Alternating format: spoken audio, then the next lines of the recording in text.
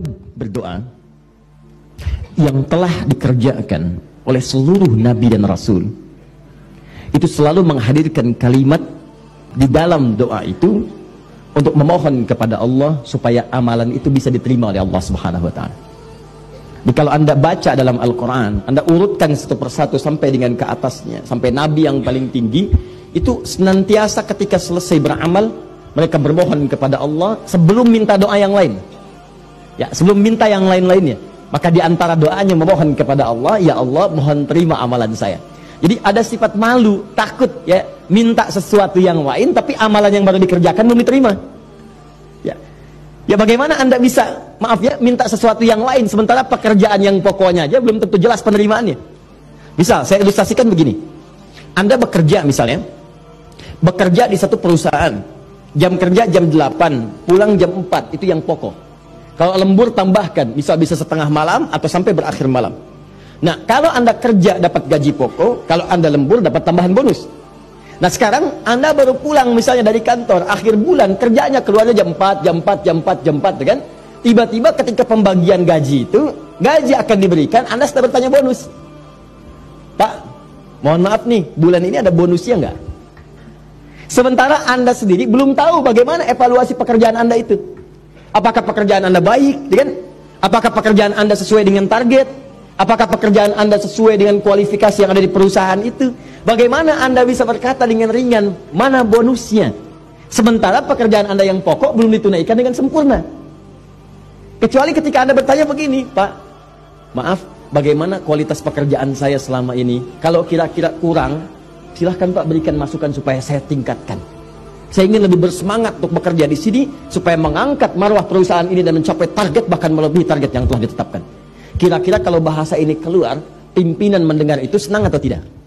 Senang. Anda nggak minta bonus pun, kalau pimpinan sudah senang akan diberikan. Dan Anda dalam pantauan yang baik. Bahkan karir Anda dibimbing, keluarga Anda diperhatikan. Ya, jadi cukup Anda pikirkan kualitas pekerjaan Anda, maka yang lain akan menyusul dalam nilai-nilai kebaikan. Demikianlah kalau cara berpikir seperti ini dibawa dalam nilai ibadah, maka para nabi mencontohkan kepada kita adab dalam berdoa bermohon kepada Allah pasca amalan ini. Jangan minta-minta yang lain dulu, minta dulu yang baru dikerjakan diterima oleh Allah. Kalau itu sudah diterima, maka yang lain gampang datangnya. Karena kaidahnya ada di Quran surah 5 ayat 35, paling kanan sebelah bawah di mushaf. Quran surah 5 ayat 35. Bismillah. Ini nyambung ke Quran surah ke-5 Al-Maidah ayat 35. Perhatikan ayat ini. Ini rumus ya. Kalau teman-teman sedang kira-kira ada persoalan yang sama dengan isyarat di ayat ini, cepat kerjakan amalannya. Baik ya? Perhatikan kalimatnya. Kata Allah, ya ayyuhalladzina amanu taqullah wabtaghu ilaihil wasilah. Hai orang-orang beriman, coba kamu tingkatkan takwamu kepada Allah. Naikkan takwamu dan gunakan takwa itu sebagai wasilah untuk memohon. Ya, bahasa singkatnya begini, kalau Anda punya kebutuhan, Anda punya kesulitan, Anda punya problem, Anda punya keinginan, maka kalau ingin cepat mendapatkan jawaban dari semua itu, maka cara pertamanya nggak banyak biayanya, nggak butuh tenaga melimpah. Kata Allah, cukup tingkatkan takwa. Takwa disebutkan 115 kali dalam Al-Quran. Di 115 ini, itu sifatnya selalu amalan, amal soleh. Misal, sholat bagian dari takwa. Karena itu orang sholat disebut orang takwa. Dzalikal kitabu la raiba fi hudan lil muttaqin. Siapa muttaqin orang takwa ini? Ayat 3-nya. Alladzina yu'minuna bil ghaib wa yuqimunas infak, bagian dari takwa. Quran surah ke-3 ayat 133 sampai 134. Wasari'u ila maghfiratin min rabbikum wa jannatin arduha as-samawati wal ardu u'iddat lil muttaqin. Segera berintrospeksi diri, saya siapkan surga untukmu seluas langit dan bumi, aku siapkan untuk orang takwa. Siapa orang takwa itu? Ayat 134-nya, alladzina yunfiquna fis sarai wad dharra. Orang-orang yang gemar berinfak. Jadi dia sehari itu punya program infak. Walaupun banyak atau sedikit. Jadi dari pekerjaan dia itu ada orang yang bekerja mengumpulkan dunia, ada orang bekerja mengumpulkan akhirat. Itu luar biasa.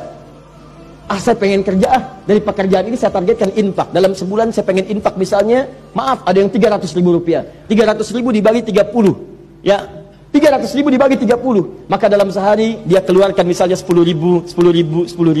Dia pergi ke masjid A, dia sampaikan di situ. Dia pergi ke anak yatim, dia titipkan di situ. Dia pergi ke orang-orang butuhkan, dia sampaikan ke situ. Dia punya target. Dan bahkan dalam keadaan tidak punya pun dia berusaha. Minimal tidak harus dengan uang. Dia datang ke masjid, dia gunakan tenaganya, dia bersihkan misalnya karpet masjid, dia ambil sampah di masjid, dia masukkan ke dalam tong sampah misalnya. Allahu Akbar. Orang-orang seperti itu ketika dia mengambil wasilah untuk mengerjakan amal soleh, maka kata Allah, awas, hati-hati ya, banyak orang yang tidak sadar dengan anugerah ini. Kata Allah, dia diperkenankan oleh Allah untuk menjadikan amal itu sebagai wasilah bermohon kepada Allah. Dan itu cara paling cepat mengabulkan doa. Jadi kalau anda punya kebutuhan atau persoalan, kerjakan dulu amal soleh. Tadi sholat, bukan cuma sholat fardu, bangun malam tahajud. Di semua jenis sholat keluarkan, yang sunnah. Tahajud, duha, syuruk. Kalau cuma sholat fardu, semua juga kerjakan sholat fardu. Anda punya masalah serius, yang tidak punya masalah pun sholat fardu juga. Jadi kalau anda punya keinginan lebih, maka lebihkan amalan anda. Gunakan sebagai wasilah untuk bermohon. Pernahkah anda ingat kisah 3 orang yang terjebak di gua? Ya kan? Dan mereka sudah mendorong dengan kuat, dengan tenaga yang namun tak mampu keluar. Maka apa yang mereka lakukan? Mereka berdoa kepada Allah dengan amal solehnya. Jelas? Nah, cuma yang paling penting adalah bagaimana doa itu bisa dikabulkan dengan cepat, kata Allah, kalau kualitas amal solehnya ini diterima oleh Allah. Ya, jadi bagaimana anda bisa mendapatkan pengabulan doa sedangkan amal solehnya aja belum diterima? Paham ya? Maksud korelasinya? Maka dari itu para nabi mengajarkan kepada kita sebelum minta dulu. Jadi kaidah yang pertama, kalau sudah beramal apapun itu, maka biasakan berdoa. Nih, minta. Atau dibalik. Kalau sedang punya persoalan, doa ini kan solusi dari masalah. Nggak mungkin orang berdoa kalau nggak ada permintaan, nggak ada persoalan. Atau pengertian terbaliknya, kalau sedang punya masalah, maka kerjakan amal soleh. Setelah beramal, berdoa supaya masalah ini diselesaikan oleh Allah.